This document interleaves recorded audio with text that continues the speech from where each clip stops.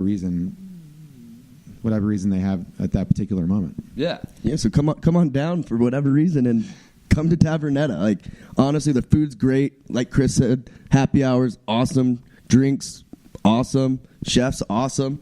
Yeah. People are awesome. So come on down. One thing I heard, like, so have you been to Italy? Like, did you spend some time in Italy? Oh, yeah. We did. So during the kind of the R&D, the lead-up phase to this restaurant, I was lucky enough to be able to go and travel over there 2 different times to like go and work in some kitchens, eat, of course, experience all that. And a lot of what the menu is now and what we started with was the direct result of those trips to go and experience the food and culture of Italy. And I was able to meet really great people, and the way that we try to carry the beacon of Italian hospitality, which is in Italy, all the people that you meet, they can't wait. They're so excited to show you and bring you in and show you what they're doing in their restaurant or their home, whatever it might be. And that's something that's very special, and definitely something that we try to kind of do justice to at the restaurant, at all of our restaurants. I mean, we feel it right away just by you welcoming us in with the podcast and letting us come in before you open. We really appreciate that hospitality. So just since you are like, a chef here in Denver, and if you want to go out and just grab like a quick like cheap meal, where do you go to here? Like what's your craving here sometimes? So it's kind of a question. It's like for me, my wife and I, it's a little bit of a different situation because we have 2 little kids. So you have to like throw that into the equation as well. And they do really well in restaurants because like we've been taking them out since day one, basically, as soon as we could. So they're kind of like, they know how to sit and all that. It's awesome. But, there's still some constraints there. Like we're not going to bring them out to a dinner at Frasca. Yeah, right. Get a babysitter. But one place that's really awesome to go to that we like to go to is the Vine Street Pub. Yeah, nice. Right by your stomping. Yeah, I live right off 14th and Vine. Stout month. I'm probably there like 3 times a week. Yeah, it's a great spot, and the food is tasty and it's really affordable. And I mean, I don't know what more you can ask for. Solid. That's a good answer. You're right down the block from you. Now you have to go there more, even, right? Yeah. But let's talk about when you're not with your kids, when you and your wife, maybe go out, have a little too much to drink, and you're a little hungry for that late night snack. What do you go to? What's your go-to? Maybe not restaurant, maybe pantry, fridge. What's your? Yeah. So, for us, it's always the snack foods. It's just like some chips. I mean, I told her some I was Doritos. Like, I could definitely live on. If I had to pick like one food, I could live on chips. Chips with dip, without. It doesn't really matter. So, like, are you like Doritos, like Nacho Ranch, or Cooler Ranch, Nacho Cheese? I like what I like are the kettle chips. Oh, kettle chips? Yeah. So we actually stopped doing this because you're like, man, maybe this isn't necessary for the house, but. You can get a subscription from Amazon where they will send you just automatically, like once a month or whatever, like a case of little bags of chips. Awesome. So I had that going for a little bit, and then kind of discontinued. So it. the kettle cooked chips. Hold on though, Zaps. Have you had Zaps? Oh yeah, those are great. Okay, yeah. See, like I'm from the South. Kip's from the South. Kip loves junk food, so he'd be right here with you. Yeah, we have a segment on ours called Stoned Appettit. Yeah. So, I mean, Zaps, kettle chips, fall right into that. I mean, it's not all about like fancy food all the time. Yeah, right. But do you always have pasta at your house? Yeah, because it's easy to make. Just boil some noodles. It's like there's tons of like simple dishes you can make, and. Yeah. So I'm going to ask a little selfish question here now that we're talking about pasta. So my fiance got me a pasta maker, and I've made pasta once. Mm-hmm. I've tried making the dough like 5 or 6 times, and I don't know what I'm doing wrong.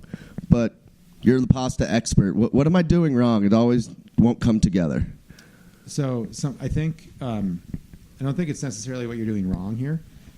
Once it starts to form, so you mix your flour with your wet ingredients, which is either some combination of whole eggs, some combination of whole eggs, egg yolks, or just flour and water. I don't know which kind of method you were using. Like the eggs. With eggs. Yep. And you don't want to have it too wet because then it's going to actually like get stuck and all gummed up and stick to itself when you're trying to work with it.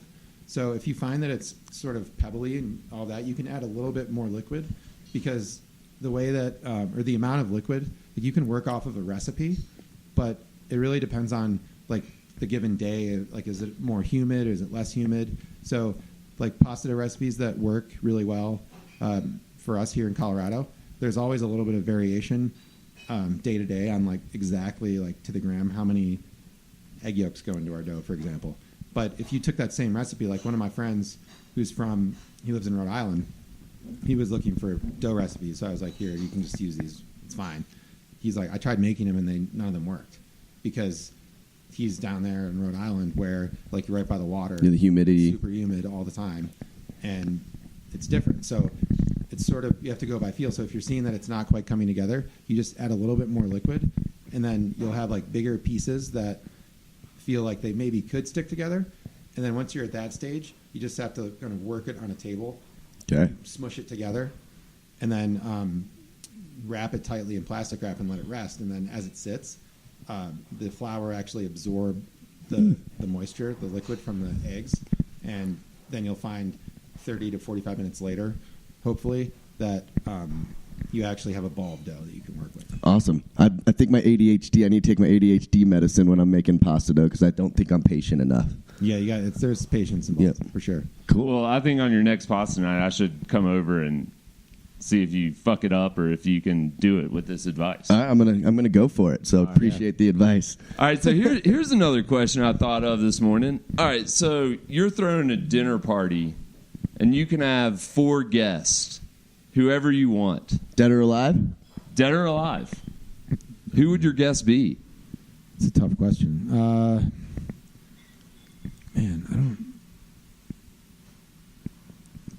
Man, I think I would pick. I think I would probably do. I don't know, man. That is. I mean, I did throw that one out at you. Spot right there. So Chris, let's give you some time to think about it. What would be your dinner guest, Chris? What would be your 4 top dinner guests? My 4 top dinner guests. I would probably have to go with. Let's see. Damn. Now that I'm thinking of it, it is a little hard. I would probably go with. Let's see. I think it'd be cool to have Obama. Okay. See, I was Anthony Bourdain. I think he'd be a cool guy to have just to shoot the shit with, and obviously he gives it to you straight. And rest in peace. So we got Bourdain, Barack Obama. Barack Obama would just be cool to talk with. Yeah, I was thinking. I don't think that, but I think George W. Bush would be hilarious to sit down with. Reminds me of Family Guy. When he's like dancing around, not really talk politics, talk about his art and be like, hey, can you paint me? Maybe get stoned with him or something. So Obama, I've got Obama, Bourdain. You got to have a rock star in there. That's where I was thinking. Shit. There's some cool rock stars out there. I don't know, though. So this is what we'll do. We're going to think about this a little longer. We're going to post it on our Twitter and Instagram because this is a tough question. Yeah, that was a real stumper right there. Yeah, we stumped ourselves there. Right. We're asking questions we can't answer ourselves. Damn it, Chris. My bad. Okay, so real quick, we got a couple like quick fire questions for you. Coffee or espresso?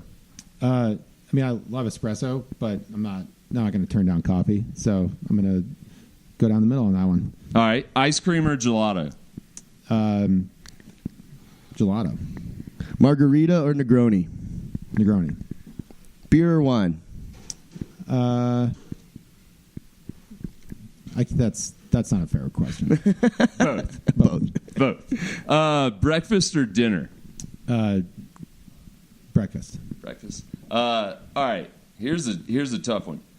Pizza, thin or thick crust? I like a thinner crust. Me too. Yeah. He's an East Coast guy. Come on.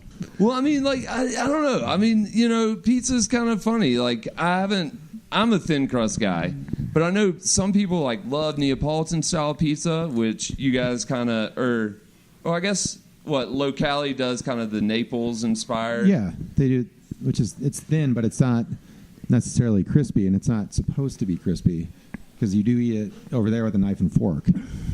Oh, really? How do you feel about pizza with a knife and fork? I mean, when I go to the Pizzeria Locale in Boulder, that's how I eat it. You know, just like cut it up use some hands, some knife, some fork. Like, this is what you do. But when you're back home, like in Jersey or say something, you just like, fold it in half. Fold it in half, and are you a folder? I mean, my parents are from the Bronx. Of course, I'm a folder. I mean, I have the East Coast inside fold me. It up and it's good. You know, and just gotta eat it. It's big pieces of pizza. You gotta fold it. Yeah, no. But I mean, the good thing about pizza is even bad pizza is okay to eat. Like there's different. Like you can have really great pizza. We've all gotten those frozen pizzas that we eat, and we're like, this is not very good, but man, is this good? Yeah, because it's exactly. a pizza. And you're usually stoned when you eat one of those. Drunk, Yeah, or both. All right, so now we're getting to the point where we want to do like our little kind of chop box segment. Okay. So we've got a few ingredients, and we just want to get your ideas on maybe like something to do. And then later on, like always, I'll cook it for kind of family meal on a Sunday, and we'll kind of post a little recipe about it. So these ingredients this week, we're going a little bit out there. We've got beef cheeks, polenta, porcini mushrooms, and almonds. So, Chef Ian, what would you kind of do with this? And remember, you still have a pantry. Okay. So it's like Chop Challenge. You have the 4 main ingredients. You have a pantry. Yeah. I mean, honestly, like all those ingredients together sound terrific. And it also, you guys kind of teed me up here. Like it's a very Italian mix right there. That's what I was thinking of. I thought about like maybe not doing that since you are working in an Italian place. I thought it would be too easy, but at the same time, it sounds so good. I looked in my freezer and I had beef cheeks, and so I was like, "Shit, I need to cook these." That's great. I mean, yeah. So beef cheeks are really great for braising. I know it's the summertime, but this is definitely the best way to cook these. So hopefully that you maybe have some chicken stock. Or maybe you can stop at the store and grab a couple boxes of unsalted chicken stock, and just take your beef cheeks. Season them. I like to season a little bit ahead of time so the salt can sink in. Brown them in a pan. Cover with the chicken stock, and you can braise them. The polenta. Like whenever we do polenta here, we always cook it in water, and then we'll finish it in whatever way, whether it's with butter, or cheese, or whatever. But maybe since it is the summertime, or maybe to keep it a little bit lighter, after we cook the polenta, can finish it with some nice olive oil and a little bit of butter as well, so that it gives it fat. But olive oil is a lighter tasting, lighter feeling fat than butter, I think. So we'll cook our polenta, and then we had porcini mushroom and almonds. Almonds, okay. So then once the beef cheeks are cooked, save those aside in some of the liquid, and then what I would do is take the rest of the liquid, save it, and then start in another pan, do just like an aromatic vegetable mix, like maybe some just some sliced cloves of garlic and a little bit of olive oil, and then take some of your porcinis, cut them up, cook them in the olive oil and garlic. You can throw whatever herbs you might have in there as well. Bring that all together, and then you can kind of recombine it with the beef cheeks. And then, for serving, just take some of your polenta, season it.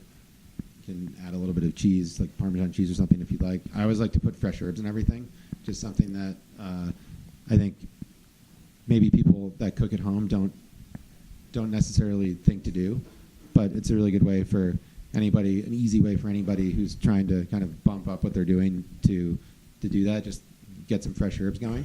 So I would throw a bunch of sliced chives into the polenta, spoon some onto a bowl, take the beef cheek and mushroom stuff, go right on top of the polenta. That sounds pretty damn good. Take the rest of your porcinis and then Porcini mushrooms are one of my favorites because Me too. there's a lot. The flavor is incredible. There's a rarity. There's like the